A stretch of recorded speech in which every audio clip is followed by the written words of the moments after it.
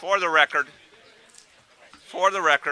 at my wedding, we had 250 full-size cannoli from the Bruno Bakery, which then was on LaGuardia Place in the Village, now has one on Highland Boulevard, Staten Island.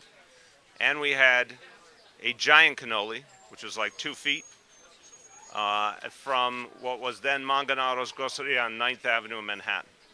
No wedding cake, just cannoli. Very popular, and all freshly filled. None of those pretender cannolis. All right. So we're going to do a few different things today. We're going to start by talking about, as part of Bronx Week, how important it is to support our small businesses. And then we're going to spend a couple of minutes, and I want to take any questions about that. We're going to then spend a couple of minutes on this very big problem that is created for New York City and cities all over the country by the new Trump budget proposals. We'll talk about that. And then we'll be able to take a few more questions on other topics. We'll also be taking questions tomorrow on other topics as well. So let me say at the beginning, this is Arthur Avenue is legendary in this city. It's not just a legend in the Bronx, it's a legend in all of New York City, what this incredible community means to New York City. Some of the very best food in all New York City is right here. I can attest to it because I've eaten a lot of it. And it's incredible source of pride for... All right, who's got the music on? There we go. Incredible source of pride for the Bronx, but also these businesses are booming. This is a major tourist draw for New York City and for the Bronx. A lot of people employed here. Businesses are doing really, really well. When I came here as public advocate, and Frank will attest to this, I got an earful. I sat down with Frank and a number of other business leaders. And what they told me, this was going back to, say, 2007, 2008. I'm sorry, 2009 in there. That they told me that it was really hard to run a business around here because every time they turned around, they were getting fined even for the smallest things. And that they felt it was very arbitrary, very unfair, and that what it could mean for a small business was easily thousands or tens of thousands of dollars a year that was coming off their bottom line and making it very hard to make ends meet. It was discouraging small businesses, and it was certainly affecting employment. And this got my full attention, that if a small business was fined in the thousands of dollars, or especially the tens of thousands of dollars, it discouraged them from hiring more people because it became a cost of doing business that was really getting in the way of the desire of the business to employ more people from the community. So when I was public advocate, we did a report on what was happening with enforcement on small businesses by city agencies. And we found a very troubling pattern. We found that there was a clear disparity between how businesses in the outer boroughs were treated and businesses in Manhattan. City government agencies were much tougher on the outer borough small businesses than they were on the Manhattan small businesses. We found there was even a worse disparity when it came to immigrant small businesses. So literally, a Manhattan business got fewer fines proportionally than a Bronx or Brooklyn business, and an immigrant business more than one that was owned by someone who was born here. This was fundamentally unfair. It was wrong. It was also very bad for our economy. And why? Because bluntly, after the recession, the previous administration used small business fines for revenue purposes. And it was not something that was concealed.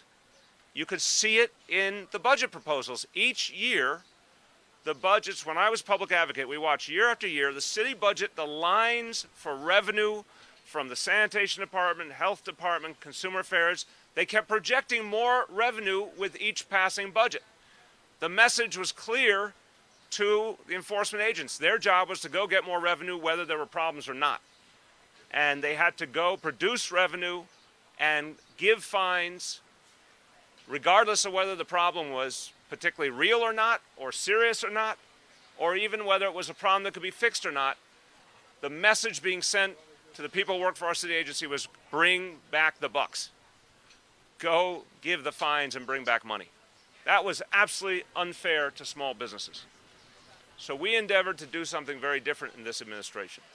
And I want to talk to you about the report, this quick summary report we put out today as part of Bronx Week to talk about what these changes have meant for small businesses in the community. I want to say up front a thanks to our wonderful Small Business Services Commissioner, Greg Bishop, who has been the #1 advocate in our administration for small business. I want to thank, of course, a great partner in all we do, Councilmember Richie Torres. Frank Franz, as I mentioned, was the chair of the Business Improvement District in this community, leading figure in the community continually, and one of the strongest voices. Frank, you're one of the people in all of New York City educated me the most about the burdens that small businesses were facing and the things we have to change. So you got to share the credit. That's a polite way of saying I have a big mouth, right? Frank, I thank you. I thank you for your interpretation. And finally, I want to thank the Community Board Manager for District 6, John Sanchez. Thank you for your leadership. Now look, what we said we had to do is literally go right at the heart of the problem. And this report that you'll see today is just a quick summation of some of the things that are happening. But it points out, just like the fine shot up when the order given to the agents was go find something to give a fine for, when the order was reversed and the message was don't fine unless you have to. In other words, if you can educate and solve the problem, that's better than giving a fine. If someone is trying to address the problem, we're not trying to take their money from them. If it's an arcane regulation that has no bearing on day-to-day life, we're not trying to look for every opportunity to fine a small business owner for it. Now, I'll say at the outset, something serious, something's about health and safety, we're going to be very tough. If a small business owner refuses to comply and make the correction, we're going to be very tough. But what we found all over the 5 boroughs was plenty of small business owners, the minute they were alerted to a problem, they fixed it immediately. And they were trying to understand often very complex regulations.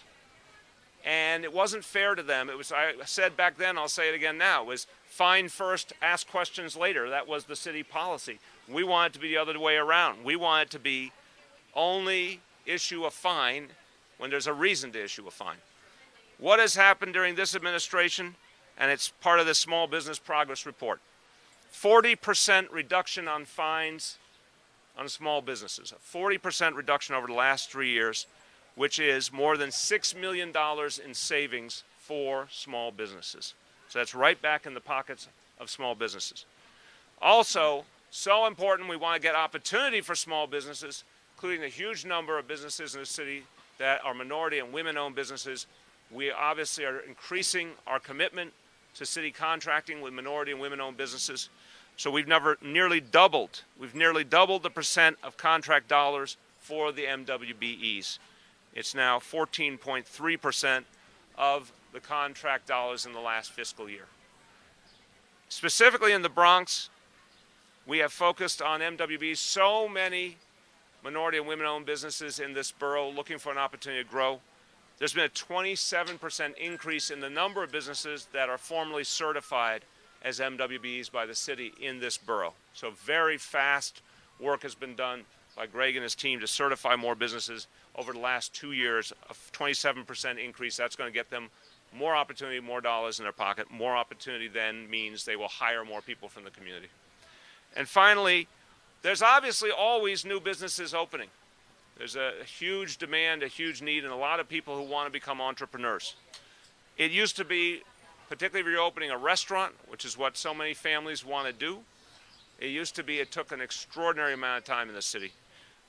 We've made a series of changes to simplify what it takes to open a restaurant in this city. Now, the process takes typically 3 months where it used to take 6 months. So there's always going to be exceptions. But the basic process to open a restaurant, the time has now been cut in half. And we all know time is money. So we want to make it simpler on entrepreneurs at the neighborhood level who are trying to realize their dream and open a business. So, look, I'll finish this section by saying the goal when we set out was to have a 5-borough economy and a 5-borough government. We did not have that back in 2013. We just didn't. We had a government too focused on one borough, Manhattan, and we had an economy dominated by one borough, Manhattan.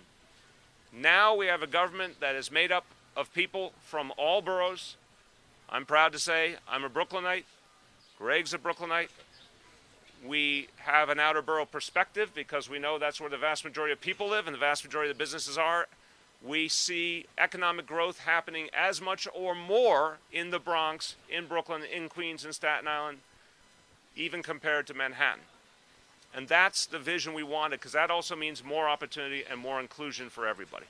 So far we're seeing really great success in achieving a truly five-borough economy. So I want to stop there for a moment. We're going to go to the other items right after, but I just want to see if there's any questions from the media related to small business first. Yes? How are small businesses going to compete with the large businesses around them that are closing, like closing storefronts? It's just like a new economic environment around them. Like, how can they compete when other stores are closing and they're trying to gain more, attention? There's a couple of different things I'd say. We believe that, again, taking away the negative was a crucial part of helping small businesses to survive and become stronger. Look, we have a pretty good economy in the city right now. You know, the number of people in the city is growing, the number of tourists has grown for years, so there's lots of business. But small businesses had one hand tied behind their back because of too much unfair regulation and onerous fines. So we're trying to constantly improve that situation. Also, one thing that Greg's department is doing is providing legal assistance if a small business is having a lease dispute with a landlord or something else that's actually hindering their ability to survive. Small business services will step in and provide direct legal assistance to help a small business through that. And there's other grant programs we've started for local small businesses that have been around a long time to get them some specific grant opportunities so they can keep going. Look, we know it's a competitive dynamic, obviously. But we're trying to make sure we are doing the things that give small business a leg up. And we're going to keep looking for more ways to do that. Other questions on this update? Small business, yes. The comptroller put out a report a week or two ago, I think, I'm not sure the exact timeline, but basically he's saying that overall fines have gone up. Do you plan to try to reduce the collecting of fines in other areas? And, I mean, it seems a little inconsistent with what you're saying today on this specific... I don't know everything that was considered in that report, but I can tell you this much. There are definitely areas where fines have gone up, for example, related to Vision Zero. That's a totally different issue. If I suspect, because I've seen him do this before, he grouped together a lot of different things. We're talking about the fines that specifically affect small business the most. So we know where those are from. They are from the sanitation department, they're from the health department, they're from consumer affairs. There's a small group of agencies that particularly have an impact on small business. There's other areas, like the fines that are part of Vision Zero, that we think are wholly justified as part of achieving safety. That's an area where we think it's acceptable. I've said many times, I'd love to see those fines go away if people will more and more abide by the laws. But it's two very different fields of endeavor. Media question? Media? From the... My friend, are you from the media? Okay, we're just taking media questions. We'll get you after. Media questions anymore on the small business before we go to other matters? Okay. So look, I want to talk to you about what the Trump administration put forward now as their budget proposal. So I want to give you the same information I've gotten from the New York City, Washington office. We have a very impressive office in D.C. that defends the interests of New York City. And they're constantly working with Senator Schumer and Senator Gillibrand and our congressional delegation. And so I want to explain the difference that was explained clearly to me earlier today. Trump administration is a new administration, so their approach to the budget was a little bit lagged compared to an administration that's been around before. They put out the quote-unquote skinny budget back in February. We had a conversation at that point about some of the dangers it could present to New York City and how we were going to fight to stop those cuts in particular. This is now the remainder of the budget proposal has been put forward. So now we have the entire Trump budget proposal. And now this will be the subject of debate and I think a big fight all over this country leading up to the vote for the new federal budget that takes effect in October. So now we have in front of us the whole picture. I'll say to you what I said at the time of the first budget proposal and what I said when the initial tax proposal was put out. It's the same pattern. A plan written by billionaires and millionaires for billionaires and millionaires. That's what this is. This is a consistent effort to cut support for working people and use those resources to give tax cuts to the wealthy and to corporations. Pattern is absolutely consistent. I think that's going to be part of the reason so many of these proposals fail. It's transparent. The money is going to come off the backs of working people, and in many cases, children. A lot of these cuts are going to affect children in particular. And I got to tell you, I think you're going to see real anger from both sides of the aisle when it comes to budget proposals that hurt children.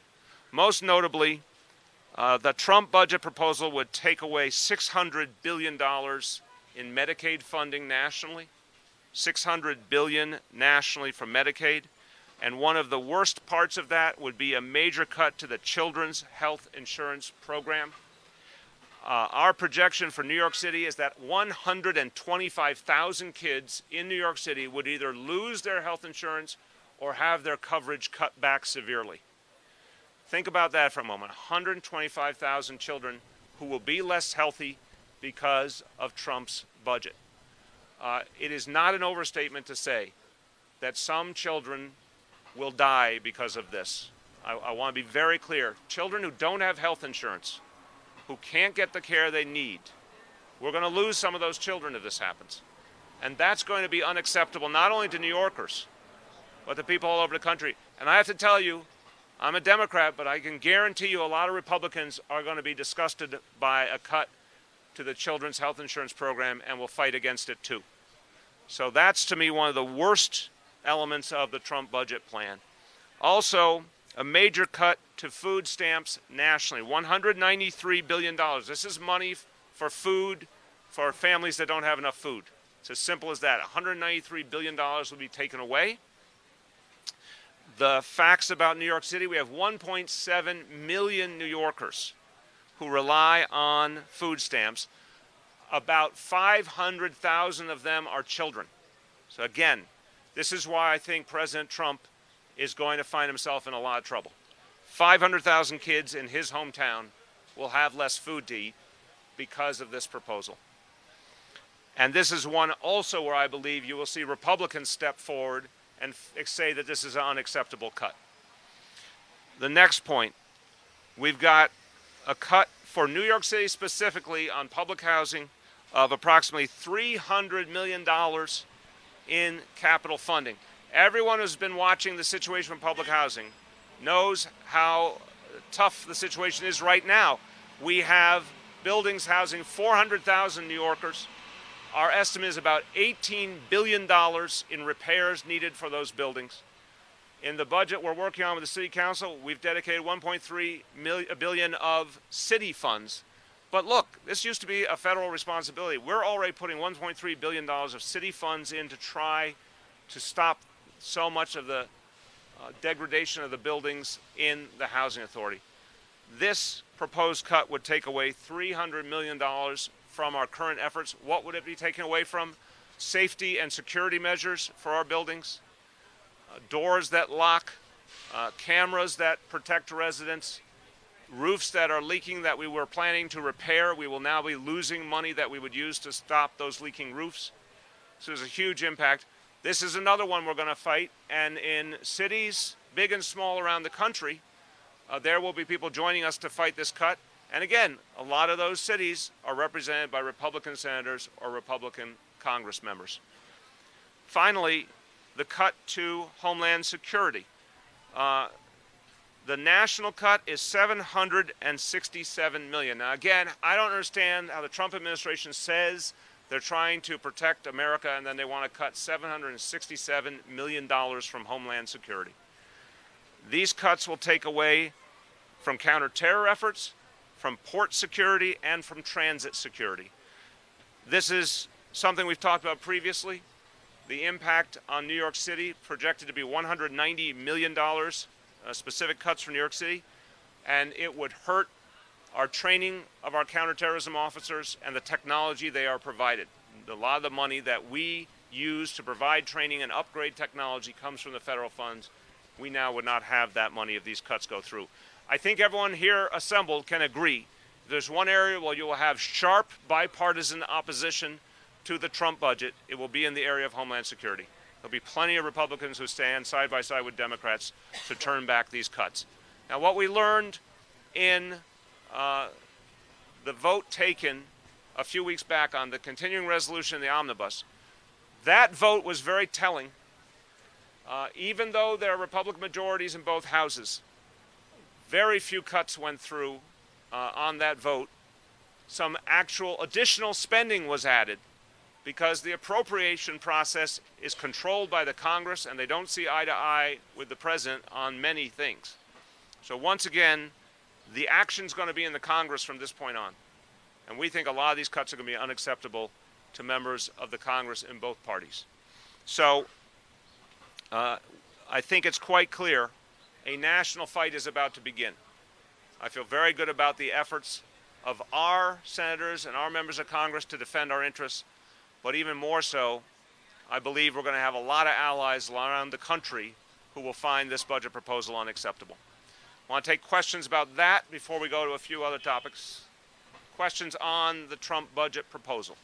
Mayor, with regards to the last topics are touched upon with regards to Homeland Security, we're probably going to ask you about Manchester, but can you just talk about last night on that point right there? Do you think that the events last night might change the perspective going forward to give another look to examine it, considering what we just saw? I think it is a tragic irony that the president proposed massive cuts to Homeland Security literally the same day as a horrendous terrorist attack in England.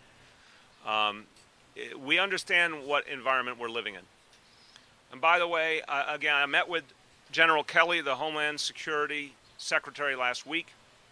I've said very scrupulously I'm not going to quote him from the meeting, but I made very clear that we regard ourselves as the #1 terror target in America, and he certainly didn't dispute that.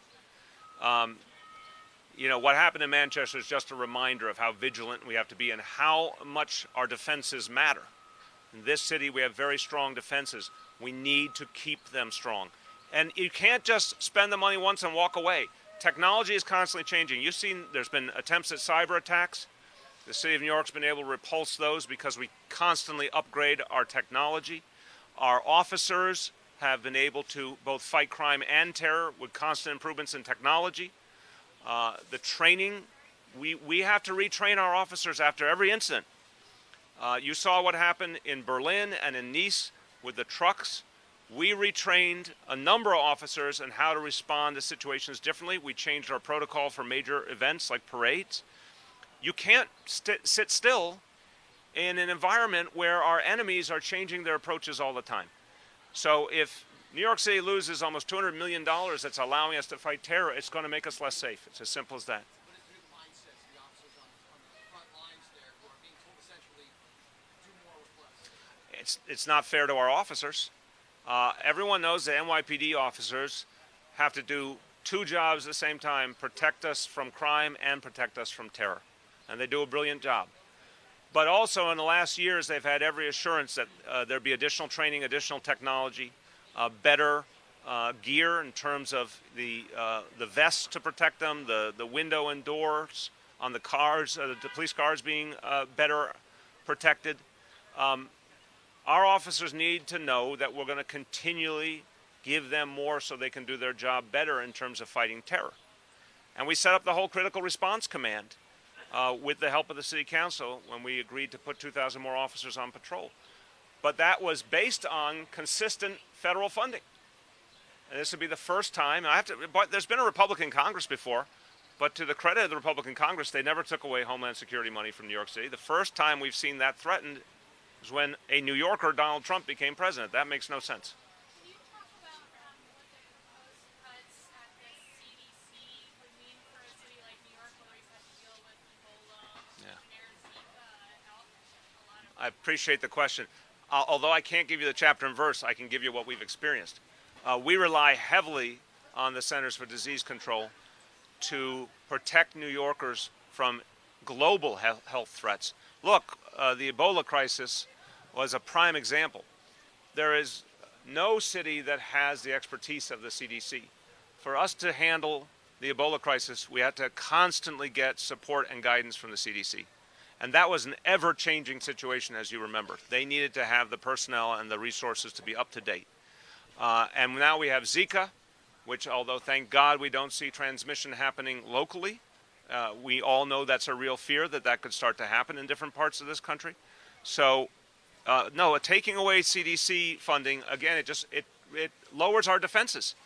It's just like we have to fight terror, we have to fight disease. And it is more and more of a global phenomenon.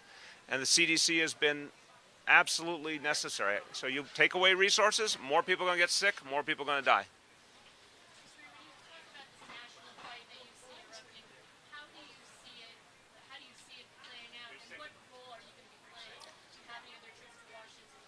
Yeah, well, I'm going to play a very active role. It's going to be necessary for not only for me, but for other mayors to be in the forefront of this, because we have the ability to move a lot of our federal representatives. And look, in this city, we are blessed to have representatives in Congress who are already fighting these fights.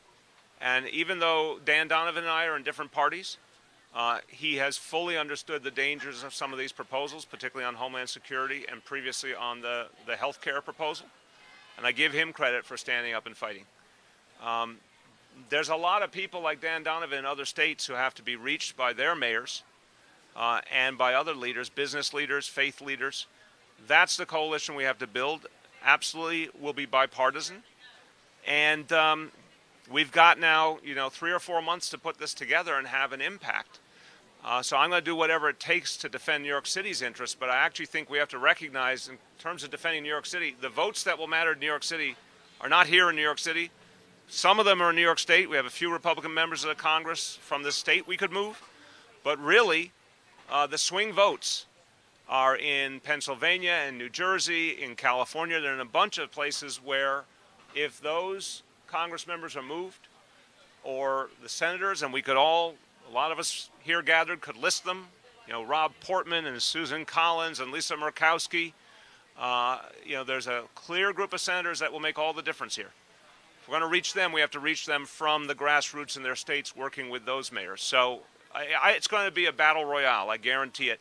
And what we saw on healthcare was just a prelude.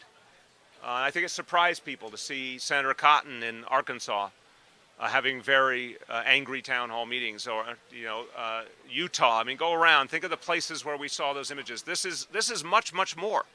This is things that people have depended on being taken away from them right now, immediately, and a lot of Americans of both parties are going to react very negatively. Go ahead first. Yeah. How are you communicating with these mayors? I know obviously the conference of mayors meets, but Yeah. are you working on the phone?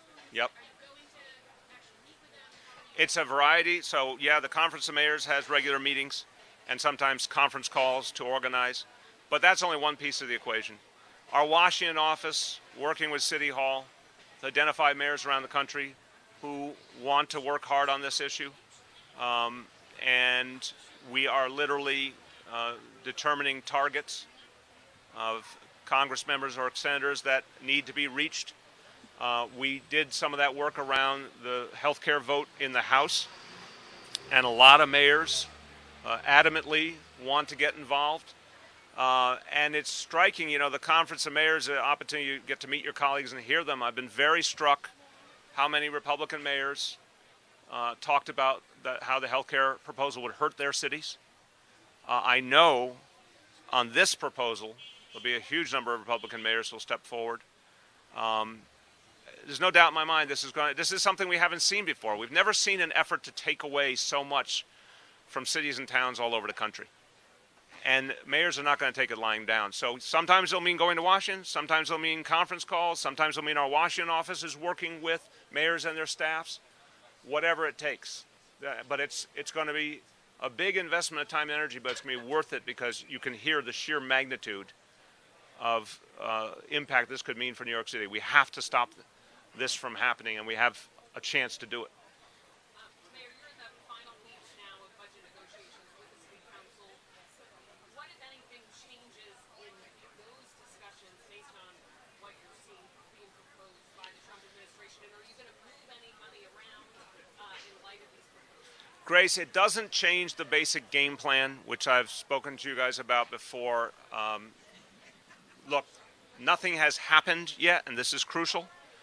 The vote on the continuing resolution and the omnibus pleasantly surprised us. It was a much better outcome than anyone could have predicted.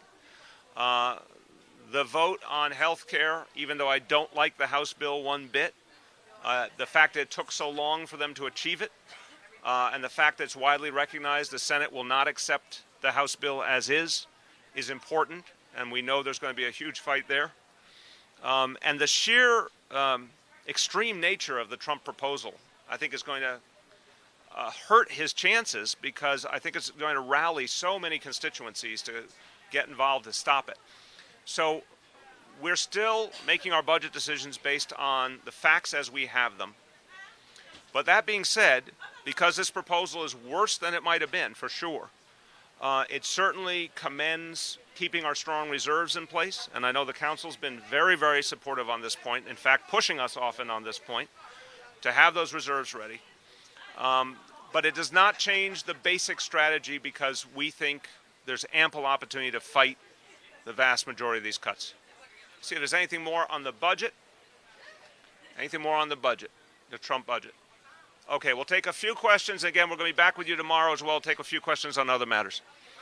Manchester, Yeah. you protect all of the city's music venues, and how do you assure parents and families that it's safe to send their kids and young people to the venue to see concerts? Look, I think this is all about, first of all, let me say at the beginning, it's horrible what happened in Manchester. It's painful, especially that it was directed at children.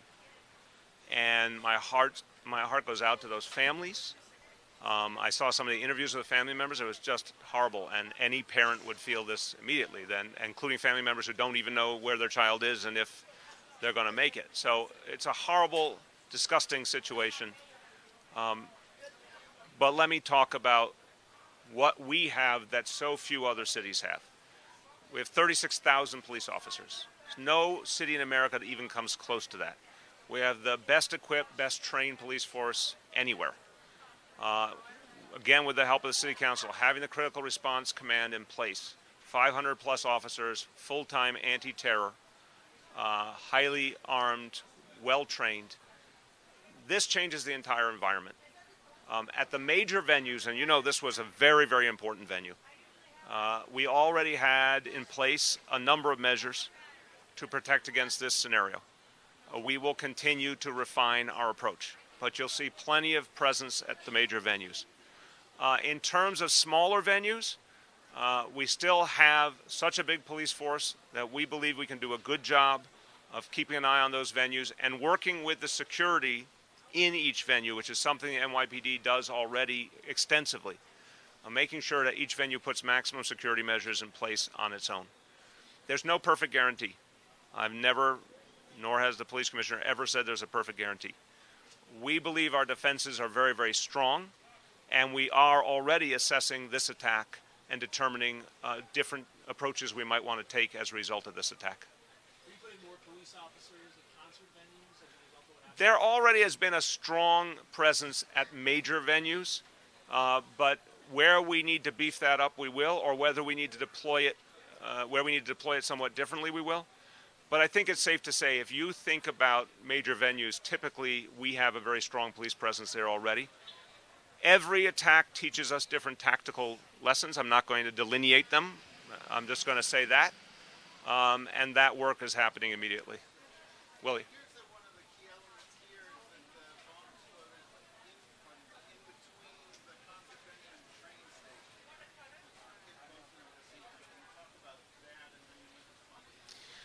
Yeah, that's an example of the kind of situation we evaluate and act on. This is not the first time. You're absolutely right. That was particular to this attack. It's not the first time we've seen that kind of approach.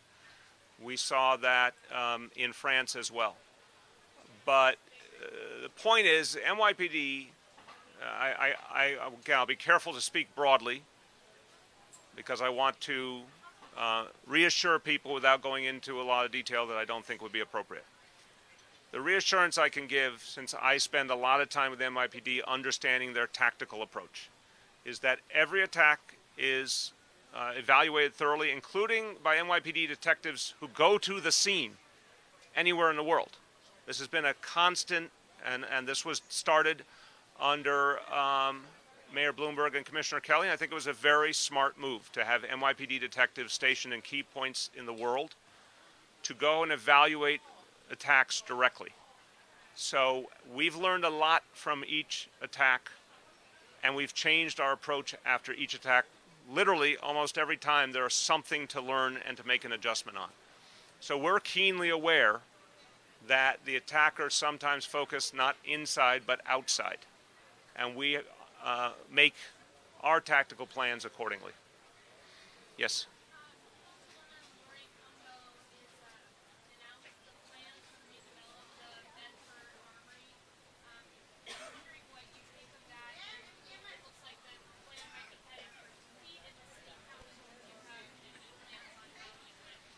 I think it's too early to determine the trajectory. We have a proposal that is under discussion with the community and with the council member.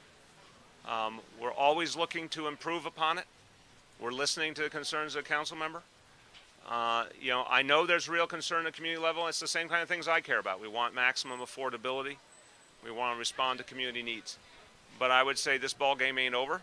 There's time to address those issues. Yeah, let me get someone who hasn't had a chance. We'll come back. Go ahead. In terms of the cops overseas, what do they look for? How long does it take to get the information here? And what has to happen before their information is incorporated here? It's very fast. Our officers are stationed with an understanding of where the attacks have been historically. And they develop close relationships with national and local law enforcement in those countries. So it's not like they just show up out of nowhere. We have officers in the Middle East. We have officers in Western Europe. They have relationships. They're on the scene typically within 24 hours or so. They gather information quickly. It is transmitted back constantly as more information emerges. Our counterterrorism operation is evaluating it literally from the moment something happens, as all the reports come in, our own office, our own detectives' reports, but also other reports as well. And adjustments can be made literally in a matter of hours in some cases, or days in other cases. But it's very, very fast. Yes?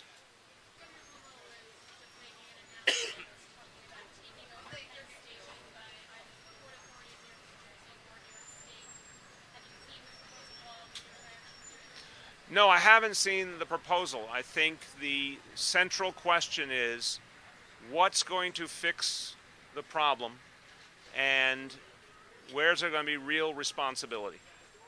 And I've talked to a lot of you guys about the clearness of the responsibility that we take in this city, I take as mayor. You never have to wonder on a police issue whether it's my responsibility, on a schools issue, on affordable housing. You go down the list. You know the buck stops here. Anything that's going to be different about Penn Station has to come with clear accountability and real resources. So I have not seen the plan. I can't judge it yet. But, you know, I'm very, very concerned that there is any change, that it be 100% clear who's in charge. All right, let me take one or two more, and then we'll get you tomorrow on others. About the Puerto Rican Day Parade. Yes. Controversy of Oscar Lopez Rivera. Are you planning to show up? Yes, absolutely. I've spoken to it a number of times. I believe this parade is a very, very important part of the life of our city. The parade committee made a choice this year on someone to honor. That does not change the basic nature of the parade. Whether you agree with that choice or not, it's still the Puerto Rican parade. And my point is I will be there to honor the Puerto Rican people. I intend on marching. It's as simple as that. Okay, one more. Where? Go ahead. In his letter to Trump, Cuomo mentioned cash infusion from the city for capital spending at Penn Station. What are your thoughts on this? Is this something you'd be willing to help out with? It's not about being willing to help out or not. It's about actual, real dollars. Again, division of labor. I'm going to keep saying it till I'm blue in the face. The city of New York is not responsible for Penn Station, and we're not going to become responsible for Penn Station financially. That's crazy. I just delineated a series of potential federal budget cuts that would have a huge negative impact on New York City that we have to be ready to respond to. Again, we're keeping very substantial reserves in place exactly for this kind of situation. But no, we're responsible for a host of things. We deal with those things. The state of New York is responsible for the MTA. Right now, Amtrak, I believe, the MTA. But no, this constant effort to try and back has responsibility, non-starter, because it's just unfair. State of New York has plenty of resources, and if they want more resources, they have the ability to change their budget cap and increase the amount of revenue that they can put into these kind of problems. The MTA has very substantial resources, almost a $16 billion operating budget. They can make different choices within it if they're having a crisis. But this game of trying to suck money away from New York City, we're not going to stand for it. Thanks, everyone. Thank you. No, I'm not. This way. Okay.